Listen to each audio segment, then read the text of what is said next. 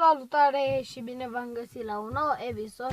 Astăzi facem am cu întrebările care v-am spus voi în comentarii. Și nu vreau să stau mult la discuții și hai să încep. Prima întrebare. N-am mers dezbrăcat pe stradă. Frate, dacă tu zici că în chiloți dezbrăcat, atunci da, dacă de tot, nu. Deci, practic, am și n-am, deci, da. Următoarea întrebare. N-am spart geamul de la casă. N-am, din câte știu, n-am. De obicei, eu sunt mai poznesc, dar nu fac treburi de astea.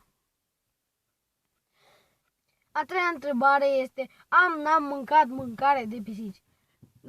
Încă n-am mâncat și nici nu cred că o să mănânc, dar aș vrea să încerc totuși, că am văzut că mulți fac treaba asta și zic, de ce nu poate ajung în trend? Următoarea întrebare. N-am căzut niciodată vreodată din copac. Eu, de exemplu, m-am urcat de foarte multe ori în copac. Dar totuși n-am căzut de niciodată. Doar știu că la un moment dat ne-a alunecat piciorul și era să cad, dar n-am căzut, am putut să mă țin.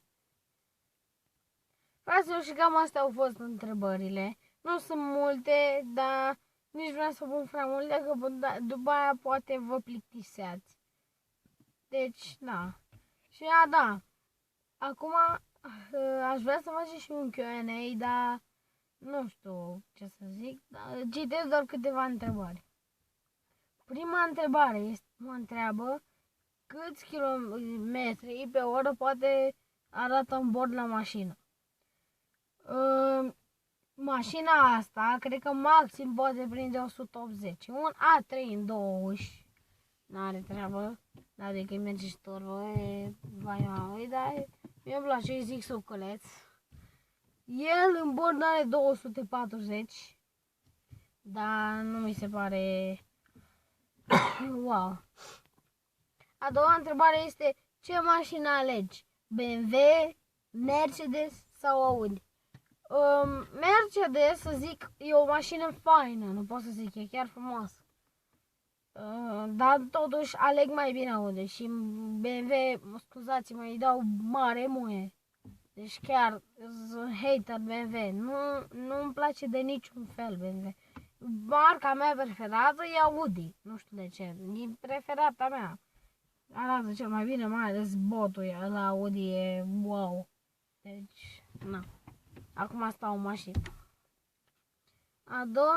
Ultima întrebare. Nu știu de ce am zis a doua. Ultima întrebare.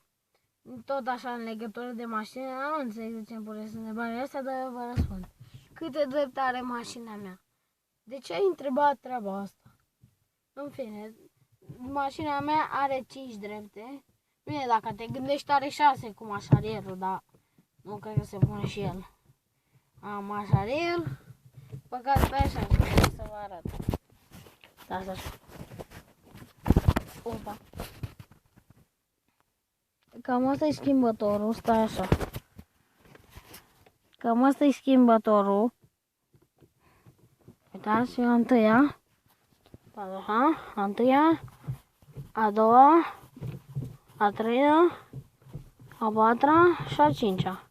Și mai am mașarierul. De aici atâta. Cam atât. Băi, fraților, și cam atât a fost cu acest videoclip. Nu știu ce să zic despre întrebările de la NAM și astea Q&A-ul. Mi-a spus niște întrebări decente, nici complicate, dar într-un fel și ciudate. Eu am fost Andrei și noi ne vedem data viitoare. Pa, pa! Bă, mai pot să închidă.